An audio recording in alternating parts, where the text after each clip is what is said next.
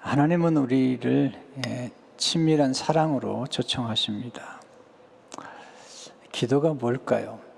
제가 한번 샌프란시스코에 가서 버클리 대학을 방문하는 중에 북스토어에 들린 적이 있습니다.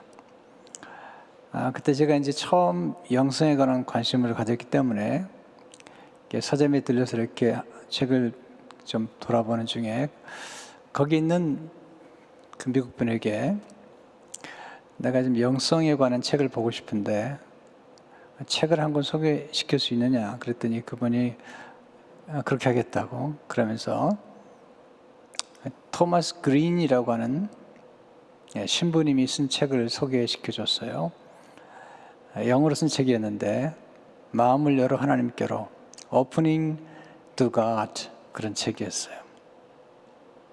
근데 그 책을 읽는 중에 토마스 그린이 사랑의 기도란 무엇이냐, 기도란 하나님과 사랑에 빠지는 것이다.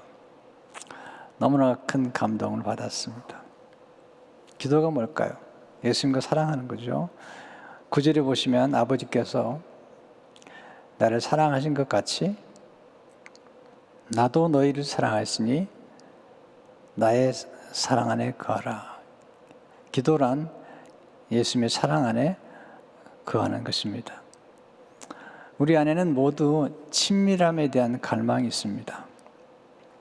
데이비드 베너는 우리 존재의 핵심에는 친밀함에 대한 갈망이 있다. 우리는 다른 사람들과 삶을 공유하기를 바란다. 우리는 영혼의 친구를 원한다. 우리 인간은 누구나 다 친밀한 사랑에 대한 갈망이 있는 거예요. 때문에 우리가 갈망하는 것 중 하나가 영혼의 친구를 우리가 갈망합니다. 예수님은 우리를 영혼의 친구로 부르셨어요. 그리고 예수님과 우리가 하나 되기를 원합니다. 5절에 보시면 나는 포도나무요 너희는 가지라. 그가 내 안에 내가 그 안에 거하면 사람이 열매를 많이 맺나니 나를 떠나서는 너희가 아무것도 할 수 없습니다. 포도나무와 가지는 연결되어 있지 않으면 이 가지는 메말라 버리고 맙니다. 연합과 연결이 축복이죠. 첫 번째 아담의 죄로 말미암아서 하나님과 우리가 분리가 됐어요. 사망은 분리를 의미하는데 분리되는 순간 우리는 하나님으로부터 오는 모든 풍성한 공급들을 받지 못해요. 나무가 뿌리가 뽑히잖아요. 그럼 나무는 말라버려요. 또 가지가 나무에서 떨어져 나가면 그 가지를 말라버리죠. 사실은 연결과 연합이 큰 축복입니다. 예수님과 연합하면 어떤 일이 벌어질까요? 정말 예수님을 만나고 예수님과 연합하는 게 너무 축복이죠. 첫째로 예수님과 연합할 때 무한한 가능성 속으로 들어가게 됩니다.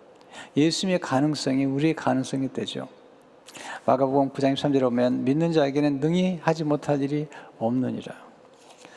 또한 두 번째로 예수님과 연합할 때 풍성한 삶 속으로 들어가게 됩니다. 예수님은 풍성한 분이세요. 요한복음 10장 10절에 보게 되면 내가 온 것은 양으로 생명을 얻게 하고 더 풍성히 얻게 하려는 것이라. 풍성한 삶. 네. 우리 삶 속에 있는 내면의 풍성함, 또 사랑의 풍성함, 예수님과 연합되면서 가능한 것입니다. 세 번째로 예수님과 연합할 때 친밀한 사랑의 기쁨을 누리게 됩니다. 모든 기쁨은 관계 속에서 오는 것입니다. 또 인간의 모든 비극은, 갈등은 또 관계 속에서 오는 것입니다. 하나님이 우리에게 원하시는 것은 진정한 사랑의 기쁨이죠. 오늘 10절, 11절을 보게 되면 내가 아버지의 계명을 지켜 그의 사랑 안에 거하는 것 같이 너희도 내 계명을 지키면 내 사랑 안에 거하리라. 내가 이것을 너에게 이름은 내 기쁨이 너희 안에 있어 너희 기쁨을 충만하게 하려 함이라. 친밀한 사랑의 열매는 기쁨입니다. 기쁨. 오늘 이제 사랑 기도인데요. 친밀한 기도. 우리가 오늘 본문에서 배울 수 있는 첫 번째 놀라운 기도의 비밀. 첫째는 사랑 기도는 하나님과 친밀한 사귐을 갖는 기도죠. 사귐. 친밀한 사귐.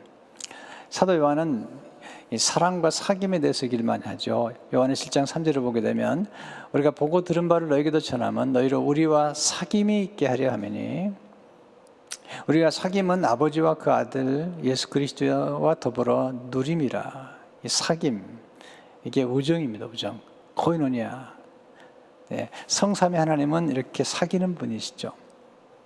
하나님 아버지와 예수님과 성령님이 함께 사랑하고 아주 친밀한 사귐을 가는 그 사귐에 우리를 초청하는 거예요.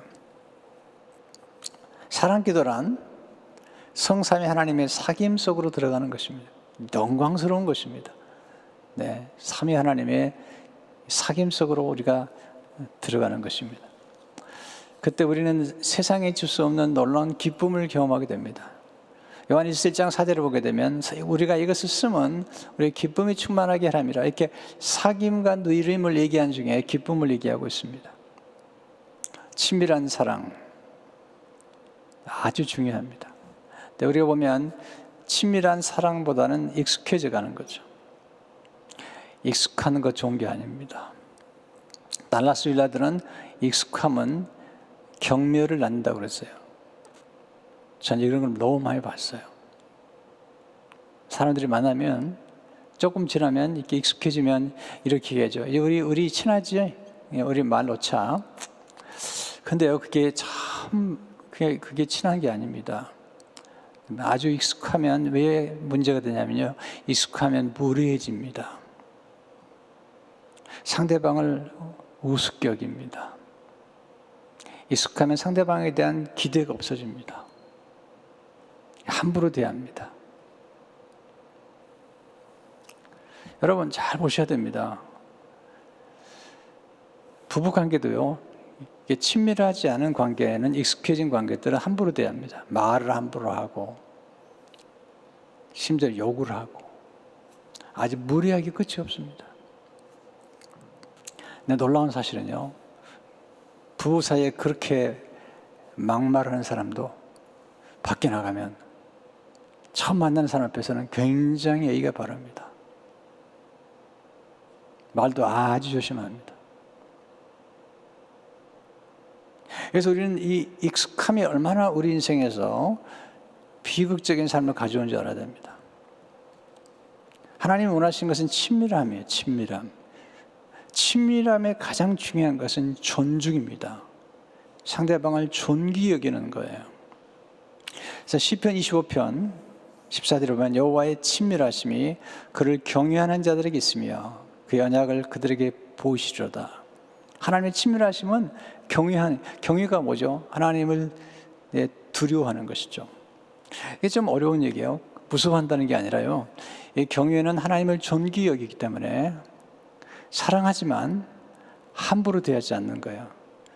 하나님을 사랑하기 때문에 하나님을 존귀히 대하는 거예요. 이게 예술이에요. 예술. 메릴린 앤드레스는 친밀함을 이룬 두 인격은 서로 깊이 존중하고 상대방을 끊임없는 관심과 사랑을 체험하기 원한다. 그들은 결코 상대방의 말을 무시하지 않고 주의 깊게 경찰할 것이다. 이게 굉장히 어려운 거예요. 이런 친밀한 관계 속에서. 제 목표의 가장 큰 관심은 성도 한 분 한 분이, 또 가정들이, 교회가 이렇게 서로 존중하는 관계 속에 들어가는 거예요. 저는 반말하는 거 되게 싫어합니다. 말이 짧은 것도 싫어합니다.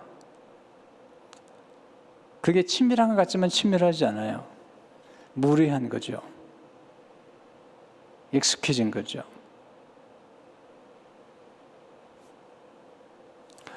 때로는 좀 지나친 면이 있다고 생각할지 모르지만 지나치지 않습니다. 사랑한다는 것은 아끼는 것입니다. 아낀다는 것은 함부로 대하지 않는 것입니다. 여러분 자녀를 정말 아껴보세요. 말을 함부로 해요? 네, 말 함부로 할 수 없습니다. 무리하게 행할 수 있나요? 그럴 수 없습니다.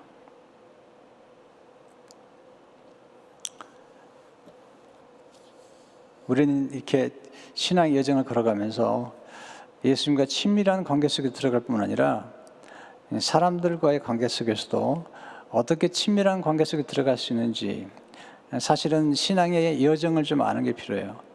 우리가 어디 있는지 좀 점검할 필요가 있죠. 보통 저는 신앙의 여정을 4가지 단계로 저는 묘사하고 그래요. 첫째는 예수님을 믿는 단계에서 예수님을 아는 단계로 들어가는 것입니다. 예수님 믿었습니까? 이제 알아야죠. 안다는 것은 경험적으로 아는 거죠. 아는 게 필요해요. 아는데 경험적으로 아는 게 필요해요. 안다는 것은 지식과 정보가 겸해 있는 거죠. 경험에 있는 거죠. 놀라운 사실은요, 저는 결혼 생활 20년, 30년 한 후에도 부부가 서로를 모르더라고요. 뭘 좋아하는지도 몰라요. 또 뭘 싫어하는지도 몰라요. 어떤 분은 싫어하는 걸 자꾸 줘요. 그리고 사랑이래요. 여러분, 자기 먹기 싫어하는 음식을 계속 주는 건 사랑입니까? 자기가 원치도 않은 걸 자꾸 주는 건 사랑입니까? 여러분, 사랑하려면 상대방이 뭘 좋아하는지, 뭘 싫어하는지 이거 알아야지 사랑이죠. 알아가야죠. 세월이 흘러가면서. 둘째는 예수님을 아는 단계에서 예수님을 사랑하는 단계로 들어가는 것이죠. 우리는 아는 것만큼 사랑하는 거예요. 토주가 이런 얘기를 했습니다. 알지 못하는 자를 사랑하기란 전적으로 불가능하다. 어느 정도 사랑할 수 있기 전에 어느 정도의 경험이 있어야 한다. 저는 이 말씀이 되게 좋아요. 우리가 안다는 것은 상대방을 사랑하는 것이고요. 우리가 사랑할수록 상대방을 아는 것이죠. 그러니까 토저는 그렇게 얘기해요. 시각장애인이 자기 자녀를 보지 못하지만 시각장애인은 자녀를 안다는 거예요. 보지 못하지만 안다는 거죠. 그래서 우리는 예수님을 보지 못하지만 사랑하죠. 왜? 알기 때문에. 우리가 알을 때 놀라운 은혜를 경험하고 사랑을 경험하는 거죠. 예수님이 원하시는 것은 사랑이더라고요. 요한복음 21장 15절을 보니까 예수께서 시몬 베드로에게 이르시되 요한의 아들 시몬아 내가 이 사람들보다 나를 더 사랑하느냐 하시니 이르되 주님 그러하나이다. 내가 주님을 사랑하는 줄 주님께서 아시나이다. 내 양을 먹이라고 말씀하기 전에 먼저 물어보는 게 있습니다. 나를 사랑하는지. 가장 중요한 건요, 우리 교회에서도 마찬가지. 교회 열심히 하는 분이 계세요. 내가 많이 봤어요. 내가 궁금해요. 예수님을 사랑하실까 저분이? 어떨 때는 막 일하면서 싸워요. 궁금해요. 왜 싸우지? 누구를 위해서 하는 일이지? 자기를 위해서 하는 일이기 때문에 그래요. 그러나 주님을 위한다면 그렇게 하면 안 되죠. 주님이 원하시는 건 아주 간단합니다. 주님 사랑하는 걸 원하는 거예요. 이 일은요, 길의 돌처럼 많아요. 근데 우리 마음 중심 속에 주님을 사랑하는 마음이 있어야 돼요. 그 사랑하는 마음으로부터 일을 하면 우리 일하는 태도가 많이 달라지죠. 세 번째로 예수님을 사랑하는 단계에서 예수님을 갈망하는 단계로 들어가는 거죠. 누굴 사랑하면 갈망하게 되죠. 기뻐하게 되죠. 베드로전서 1장 8절을 보게 되면 예수를 너희가 보지 못하였으나 사랑한도다. 왜? 알기 때문에. 예수님을 보지 못해. 우리는 예수님을 한 번도 육신적으로 본 적이 없잖아요. 우리는 예수님을 알죠. 예수님 사랑 알죠. 그래서 사랑은 이제도 보지 못하나 믿고 말할 수 없는 영광스러운 즐거움으로 기뻐하니. 결국 기쁨은 관계 속에 있는 거거든요. 이렇게 깊이 사랑하다 보면 더욱더 갈망하게 되죠. 사랑이 깊어지면 사랑을 갈망하게 되죠. 시편 40편 2절을 보게 되면 내 영혼아 내 영혼이 하나님 곧 살아계신 하나님을 갈망하나니 내가 어느 때에 나아가서 하나님의 얼굴을 배울까. 넷째로 예수님을 갈망하는 단계에서 예수님을 영화롭게 하는 단계로 들어가죠. 우리가 누구를 사랑하면 그분을 기쁘게 하려고 그러죠. 예수님께서 하나님 아버지를 사랑하기 때문에 하나님을 기쁘시게 하기 위해서 사셨잖아요. 우리도 마찬가지죠. 우리가 예수님을 사랑하면 예수님을 영화롭게 해야죠. 자, 예수님께서 어떨 때 가장 기뻐하실까요? 예수님을 닮아갈 때. 그 예수님을 영화롭게 하는 거거든요. 고린도서 3장 18절을 보게 되면 우리가 다 수건을 벗은 얼굴로 거울을 보는 것 같이 주의 영광을 보며 그와 같은 형상으로 변화하여 영광에서 영광이 이르니 곧 주의 영으로 말미암으니라. 네, 예수님을 닮아가는 거죠. 예수님을 바라보다 보면 닮아가게 되죠. 우리는 이 빛을 만드는 그런 발광체가 아닙니다. 빛을 만드시고 빛의 원천은 하나님이세요. 우리는 반사체입니다. 빛을 받아서 빛을 발하는 거예요. 때문에 우리는 예수님과 가까이 갈수록, 그리고 예수님으로부터 빛을 받을수록 빛을 발할 수가 있어요. 아름다워지는 거거든요. 예수님을 가까이 할수록 예수님으로 물들어지는 거예요. 그래서 예수님의 그런 인격과 성품이 우리 몸에 스며드는 거거든요. 예수님은 교만한 바리새인들과 서기관들 향해서 아주 책망하셨지만 어떤 죄인도, 어떤 작은 소자도 함부로 대하신 적이 없어요. 창녀도, 세리도 예수님은 한 번도 멸시한 적이 없어요.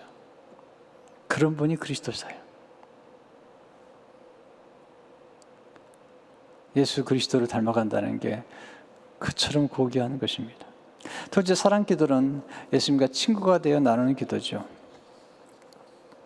예수님은 제자들을 키우시는 중에 어느 날 스승이신데 친구가 되라고 말씀하세요. 친구 되자고 말씀하세요. 놀라운 야고보 15장 13절에 15절을 보게 되면 사람이 친구를 위하여 자기 목숨을 버리면 이보다 더 큰 사랑이 없나니 너는 내가 명하는 대로 행하면 곧 나의 친구라. 이제부터는 너희를 종이라 하지 아니하리니 종은 주인이 하는 것을 알지 못함이라. 너희를 친구라 하노니 내가 내 아버지께 들은 것을 다 너희에게 알게 하였습니다.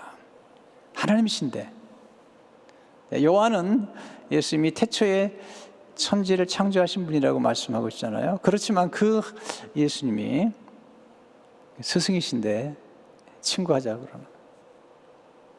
제가 어느 날 제 멘토 한 분이 그렇게 연락을 하셨더라고요. 제가 스승님 그랬더니 이제 친구합시다. 그게 굉장히 충격으로 다가왔어요. 아, 이게 정말 사랑이구나. 예수님께서 제자들에게 친구하자고 이야기를 하고 있는 것입니다. 우리가 친밀한 친구가 되려면 어떻게 하면 좋을까요? 친밀한 친구. 친밀한 친구가 될 수 있는 것. 교회 안에도 친밀한 친구가 필요해요. 영혼의 친구가 필요해요. 예수님과 영혼의 친구뿐만 아니라 교회 안에서 목장에서 또는 제자반에서 또 1:1 양육을 통해서 이게 친구가 필요해요. 자꾸 일만을 얘기하는데 그러지 마세요. 지난번에도 우리 장로들이 모임을 가졌는데 제가 먼저 여쭤본 게 뭐냐면 따님들 좀 어떻게 지내시는지, 손주가 태어났는데 어떤지. 저는 일보다 더 중요했어요. 장로님들의 안부가. 가끔 보면 교회생활 20년, 30년 하고 이렇게 하면서도 서로의 자녀가 몇 살인지 또 무엇을 하는지도 모른 채 우리는 열심히 일만 하죠. 그냥 교회에서 일하고 공허해요. 나중에는 화가 나고 짜증이 나요. 일은 많은데 돌봄이 없어요.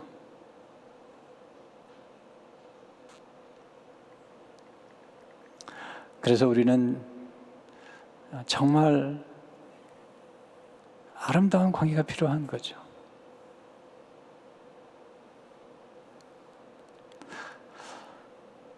한 장로님이 그런 얘기를 하시더라고요. 저희 교회 장로님 말고요.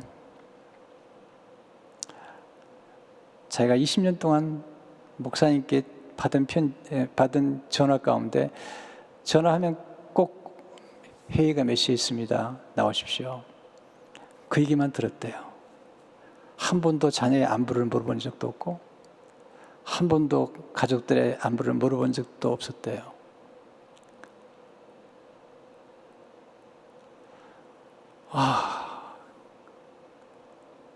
너무 안타까웠어요. 혹시 내가 그러지는 않는가?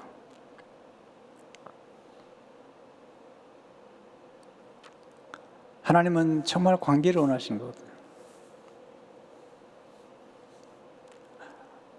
어려운 환경에 처한 분들에 대해서 기도하고,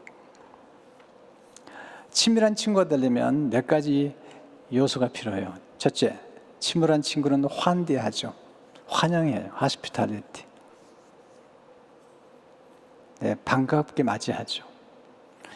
또 반갑게 맞이하기 위해서 장소를 마련하죠. 근데 정말 중요한 장소는 집안의 장소보다도 우리 마음의 장소예요. 누군가를 정말 친구로 맞이하려면 내가 마음을 열어야 돼요. 그리고 웰컴해야 돼요. 있는 모습 그대로 받아들여야만이 내 친구가 될 수 있죠. 환대하는 거죠. 예수님 제자들은 예수님을 영접했잖아요. 영접한다는 것은 환대하는 거죠. 우리 마음의 공간에 예수님을 모셔드리는 거고요. 또 예수님 안으로 우리가 들어가는 거잖아요.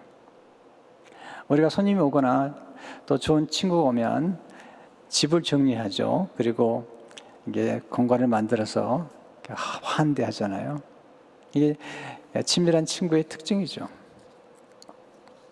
두 번째, 친밀한 친구는 함께 하죠. 함께 동행하죠. 예수님은 자주 내 안에 거하라. 내 말에 거하라. 내 사랑 안에 거하라. 친밀함은 거리와 관계가 있어요. 네, 친밀하면 가까워요. 예수님과 친밀하려면 가까이 해야 돼요. 시편 73편 27절에 보면 무릇 주를 멀리하는 자는 망하리니 음료같이 주를 떠난 자를 주께서 다 멸하셨나이다. 시편 13편 28절을 보게 되면 하나님께 가까이 함이 내게 복이라. 내가 주 여호와를 나의 피난처로 삼아 주의 모든 생각 행적을 전파하리이다. 야고보 4장 8절을 보게 되면 하나님을 가까이 하라. 그리하면 너희를 가까이 하시리라. 죄인들아 손을 깨끗이 하라. 그 다음에 참 중요한 말씀. 두 마음을 품은 자들아 마음을 성결하게 하라. 여러분, 친밀한 관계를 가지려면 한 마음을 품어야 돼요. 함께 할 줄 아는 사람. 네, 진짜 좋은 친구들은 공간을 초월해요. 늘 생각해요. 네, 늘 생각하며 그리워해요. 제가 한국에 친구가 하나 있는데요. 그 친구를 늘 생각해요. 내 무의식 속에 생각하고 있어요. 늘. 잘 지내는지. 그 친구도 몸이 좀 약하거든요. 어떻게 지내는지 궁금하죠. 그러니까 친밀한 친구는 늘 함께 하죠. 세 번째, 친밀한 친구는 비밀을 간직해 줍니다. 사랑한다는 것은 비밀을 간직하는 거예요. 모든 비밀을 나눌 수 있는 그런 관계. 인간은 좀 어렵죠. 왜냐하면 어떤 분은 비밀을 말하면 꼭 고발하더라고요. 자기 은사가 하나 있는데 들은 건 반드시 말해야 된대요. 아이들이 좀 성장하면 부모에게 얘기하지 않았습니다. 그냥 부모에게 얘기해놓으면 야단만 맞거든요. 그리고 정죄하고 심지어는 경멸합니다. 자녀들이 부모에 대한 불만이 있어요. 왜냐하면 얘기를 못 하겠는 거예요. 자기 마음에 있는 얘기를 하면 일단 수용하는 게 아니라 그냥 조언부터 시작합니다. 너 그렇게 하지 말라고 그랬지. 너 그런 생각하지 말라고 그랬지. 그러니까 얘기를 안 하는 겁니다. 그래서 친구를 찾아갑니다. 친구에게 모든 걸 털어놓습니다. 남자들이 결혼한 후에 술집에 가죠. 아내에게 한마디 했다가 야단 맞으니까 술집 가면 다 들어주거든요. 다 들어주거든요. 같이 울어줍니다. 네. 근데 아내는 한마디 했다가는 혼나죠. 정신 나간 얘기하고 있다고. 또 왜 아내들이 남편에게 모든 얘기를 못하죠? 왜 친정엄마한테 가서 털어놓는 거죠? 남편이 도저히 듣질 않으니까. 사실 에로스 때문에 부부가 됐지만 이 사랑이 성숙하려면 반드시 필리아, 우정의 관계를 거쳐야 돼요. 그리고 아가페로 승화가 돼야 돼요. 그래야지 아름다운 관계가 되는 거예요.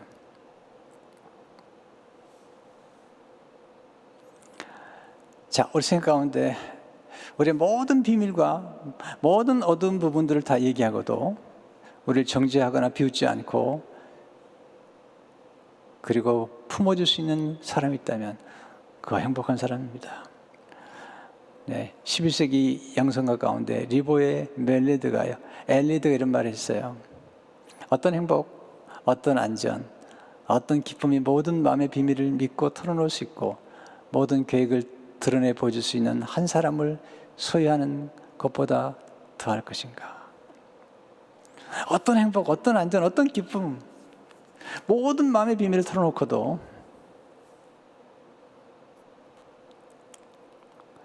네, 비난받지 않을 수 있는 그런 사람을 안다는 건 정말 좋은 것 같아요. 영혼의 우정, 네, soul friend가 된다는 것은 뭘 의미할까요? 어떤 말을 해도 조롱하지 않고 변론하지 않고 모든 가면을 다 벗어버릴 수 있는 관계. 가장 깊은 비밀, 가장 수치스러운 일, 가장 두려운 일, 가장 감추고 싶은 과거, 가장 어두운 일, 가장 어색한 질문을 나눌 수 있는 관계. 우리 어둡고 부족한 것을 다 알고도 여전히 미래를 믿어주는 관계. 이게 좋은 친구거든요. 이게 사랑의 기도입니다. 사랑의 기도란 친구 되신 예수님께 마음을 토해내는 것이죠. 시편 8절을 보게 되면 백성들아 시시로 그를 의지하고 그의 앞에 마음을 토하라. 하나님은 우리의 피난처시로다. 사무엘상 2장 15절을 보면 한나가 대답하되 나는 마음이 슬픈 여자라. 여호와 앞에 내 심정을 통한 것뿐이오니. 친구 되신 예수님께 심정을 토하고 나면 영혼이 잠잠해집니다. 영혼이 고요해집니다. 영혼이 견고해지죠. 네 번째, 친밀한 친구는 서로를 존중하고 갈망합니다. 친밀함의 요소 중 하나는 존중이라니까요. 익숙하면 경멸을 한다니까요. 익숙하면 말 함부로 해요. 여러분 정말 부탁드립니다. 말 함부로 하지 마세요. 네, 우리는 그렇게 대단한 존재가 아닙니다. 존중이 존중을 낳는 거거든요. 하나님께서 말씀하시잖아요. 엘리에게 나를 존중하는 자를 내가 존중하고 나를 멸시하는 자를 내가 멸시하겠다는 거예요. 여러분 친밀하면 예의가 있는 것입니다.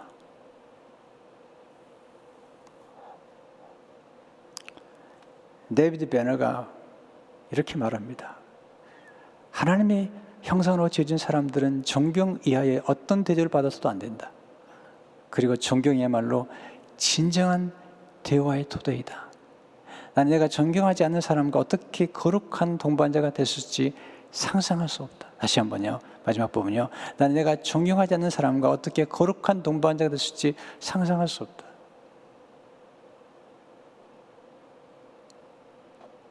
여러분 자녀를 존중해 보세요. 경청하게 됩니다. 경청하게 됩니다.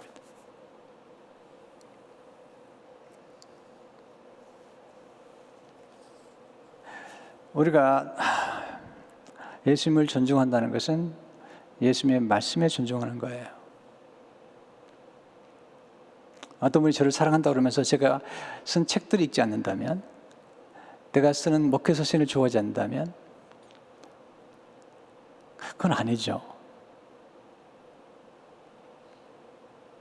저를 존중한다고 그러지만 제가 이렇게 가르치는 가르침을 따르지 않는다면 존중하는 게 아니죠.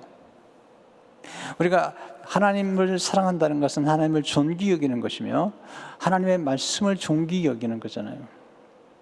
자, 우리 교인들이 성경을 암송하고 성경을 통독하고 이런 좋은 무브먼트를 일으키는 걸 제가 너무 좋아해요.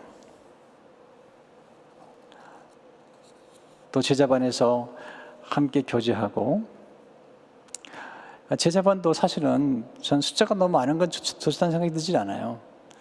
숫자가 좀 많다 하더라도 반드시 스몰 그룹이 필요해요. 예수님 12명, 그리고 3명, 1명. 그래서 1대1 양육이 필요해요. 1대1로 만나서 서로 교제하고 아이가 어떤지, 어느 학교 다니는지, 무슨 기도가 필요한지, 남편에게 어떤 일이 있는지, 기도적인 뭔지 이렇게 나눌 수 있어야 되잖아요. 또 지금 마음이 좀 슬프지는 않은지, 너무 고통스럽지는 않은지 이렇게 나눌 수 있는 이런 소울 프렌드가 필요해요, 교회 안에서. 그래서 우리가 성숙해야 돼요. 네, 모든 비밀을 다 얘기해도 상대방이 지켜줄 수 있다는 신뢰, 그 비밀을 이해해주고 그리고도 미래를 바라볼 수 있는 그런 신뢰감. 예수님께서 가늠 현자에 붙잡힌 여인 말씀하시죠. 나도 너를 정죄하지 아니하노라.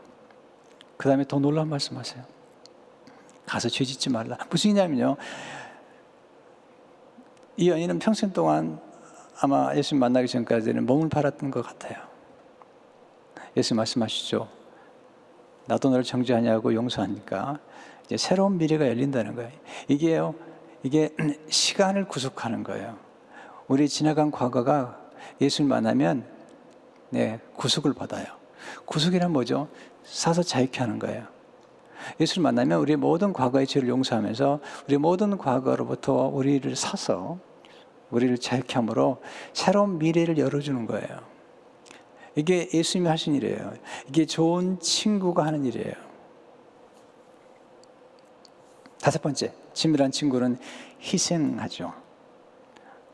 13절을 보세요. 사람은 친구를 위하여 자기 몫을 버리면 이보다 더 큰 사랑이 없나니. 이게 어려워요. 그래서 친밀한 친구가 되는 게 어려운 게 뭐냐면 우리가 이기적이면 친구가 되지 못해요. 친구는 모든 걸 내어주는 거예요. 희생하는 것입니다. 피상적인 사랑의 관계는 희생이 없어요. 함부로 대하고 이제 우리 친하잖아, 이제 말터, 그 순간부터 관계는 깨어지기 시작합니다. 그 순간부터 상대방에 대한 신비는 없어집니다. 우리 인간은 경이감과 신비가 있어야 되는 거예요. 네. 그런 경이감, 신비가 우리의 관계를 친밀하게 되어주는 거예요. 죄송합니다. 저는 제 아내가 82년에 결혼했는데 날마다 새로워요.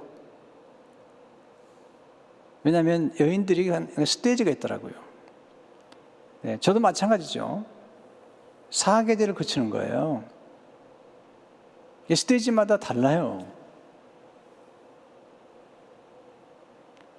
옛날에 제 아내는 감성이 풍부했어요. 물론 지금도 감성이 풍부하지만, 그래서 이렇게 이 드라마를 보다가 막 울더라고요. 저는 안 울었어요.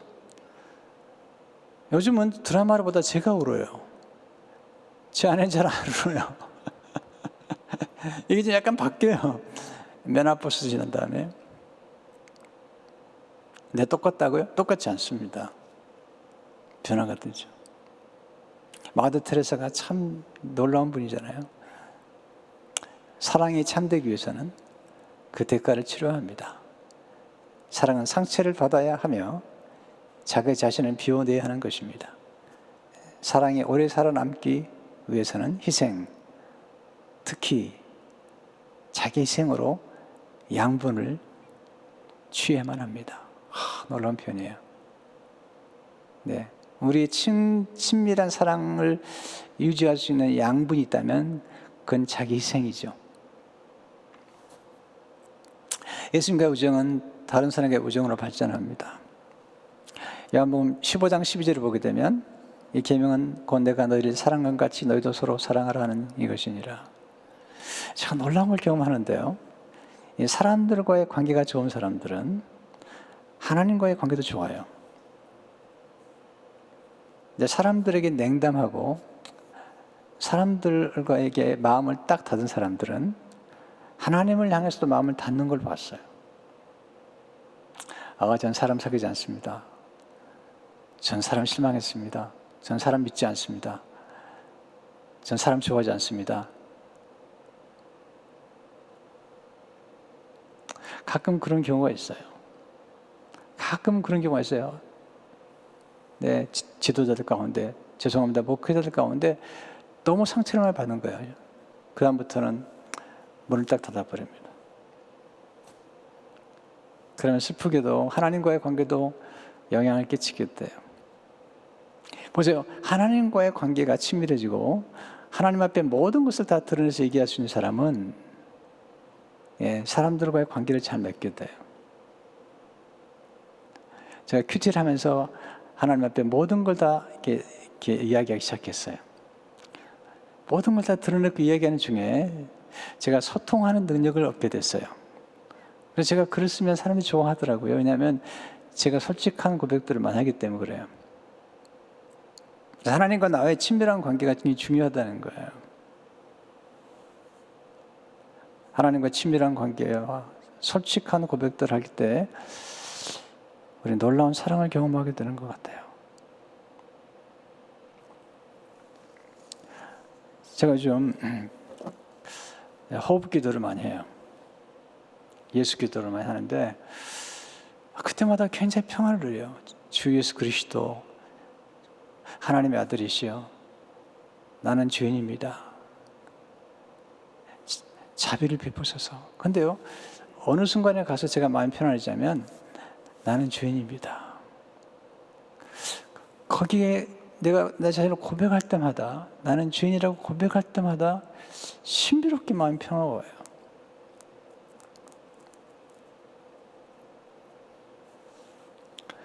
주님이 저를 정죄하지 않으시더라고요. 세리의 기도를 기억하시잖아요. 바리새인은 교만을 떠는 겁니다. 내가 구제도 하고 이렇게 기도도 하고 많이 하고 11주도 막 하고 이렇게 할 때 세리는 가슴을 치면서 나를 불쌍히 여주십시오. 나는 죄인입니다. 예수님께서 세리를 옳다 말씀하셨어요.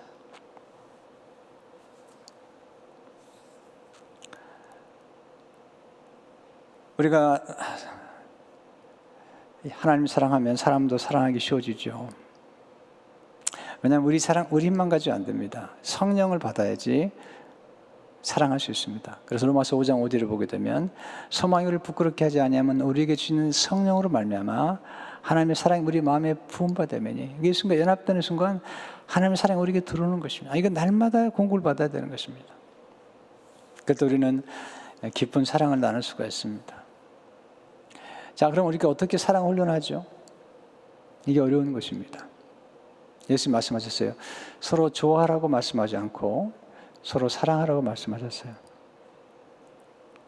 근데 사랑한다는 게 중요하대요. C.S. 루이스가 아주 중요한 얘기를 하죠. 자신을 사랑한다고 해서 꼭 자신을 좋아한다는 뜻은 아닙니다. 자신을 사랑한다는 것은 자신이 잘 되기를 바란다는 뜻입니다. 네, 이게 굉장히 중요한 원리예요. 우리 자신을 좋아하지 않을 수 있습니다. 어떤 부분은 또 우리가 또 좋아하지 않을 수 있거든요.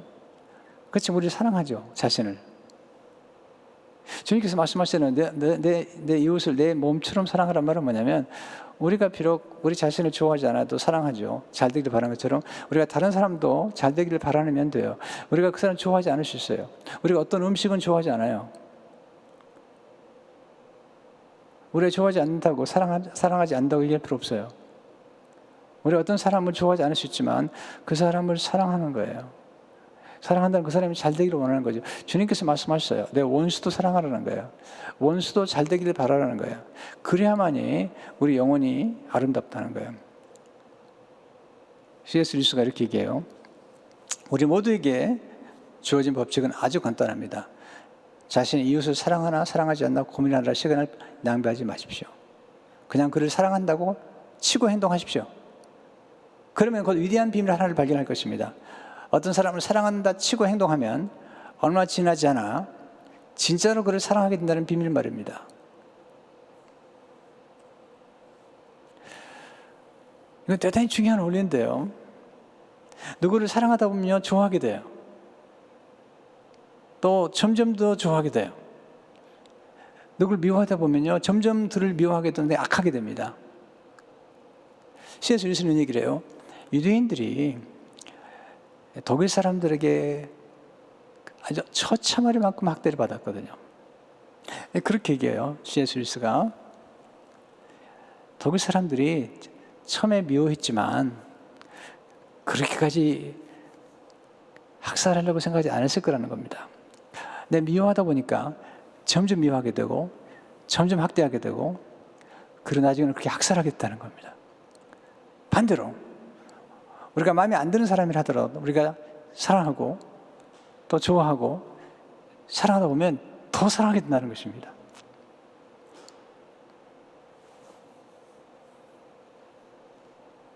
제가 존경하는 목사님은 성도 가운데 아주 속을 썩이는 성도가 있는데 너무너무 힘들더래요. 그래서 새벽마다 이렇게 기도하셨대요. 그분을 껴안고 하나님 사랑합니다. 이 성도를 사랑합니다. 새벽마다 껴안고 기도하셨대요. 그럼 어느 날 그 성도를 사랑하게 됐고 어느 날 그 성도를 만났더니 너무 반갑게 목사님 안녕하세요. 그러더라는 거예요.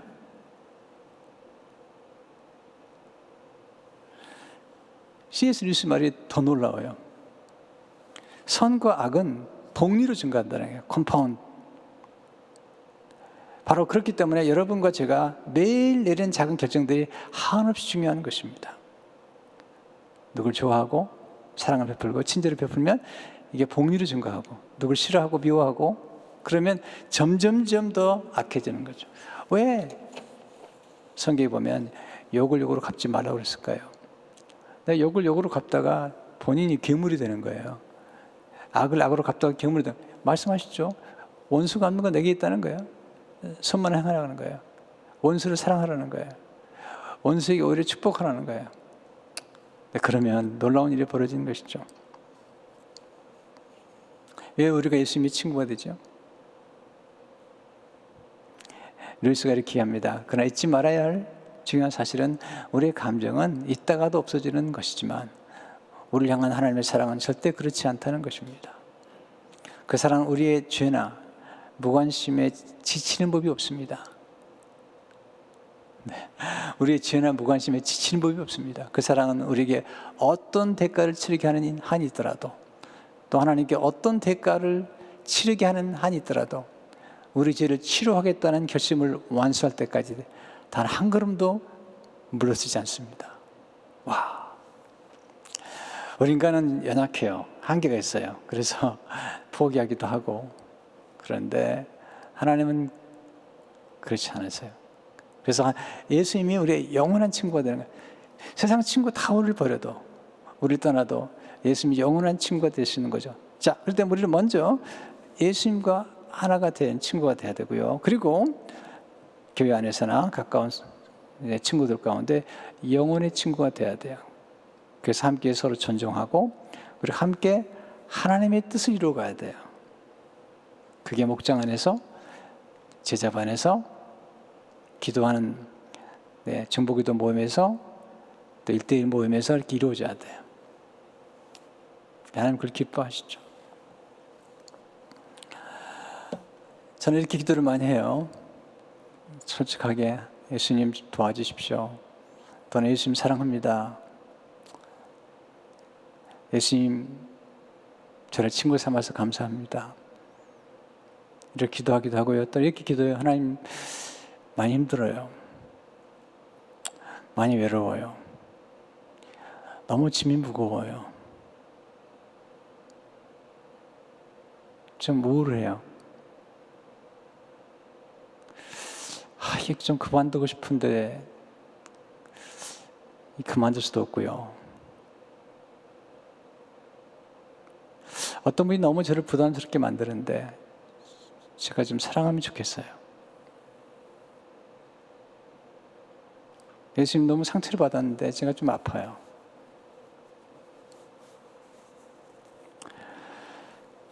네, 이렇게 드리는 기도가 사랑의 기도예요.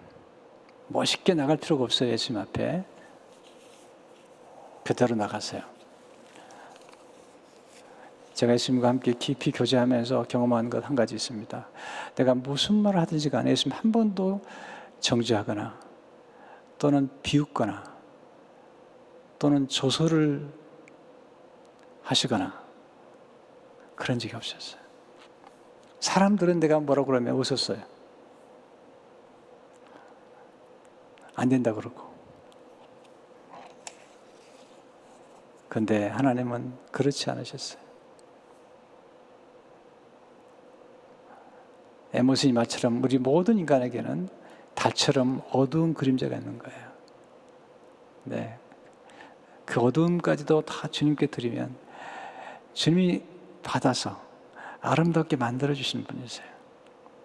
그러니까 주님과 친밀한 사귐을 갖다 보면은 그 사귐 가운데서 우리는 사람들을 존귀 여기게 됩니다. 사람들의 말에 귀를 기울이게 됩니다. 또 자녀들이 무슨 말 하든지 간에 절대로 판단하지 않습니다. 왜냐하면 지금 그 자녀에게 우리가 볼 때는 저기 미친 얘기를 하고 있네 라고 할 수 있는 그런 바로 그 말이 하나님의 전체 은혜 속에서는 지금 하나님이 일하고 있는 거예요. 그래서 그걸 받아주고 그런 생각을 했구나. 너무 놀랍다. 또는 아빠도 엄마도 그런 생각을 했단다. 안 그래요? 여러분 사춘기 때 생각 안 나세요?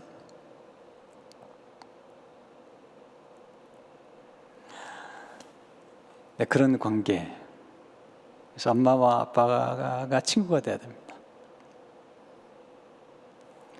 제가 군에 제대하고 나서 어머니하고 깊은 대화를 나눈 적이 있습니다.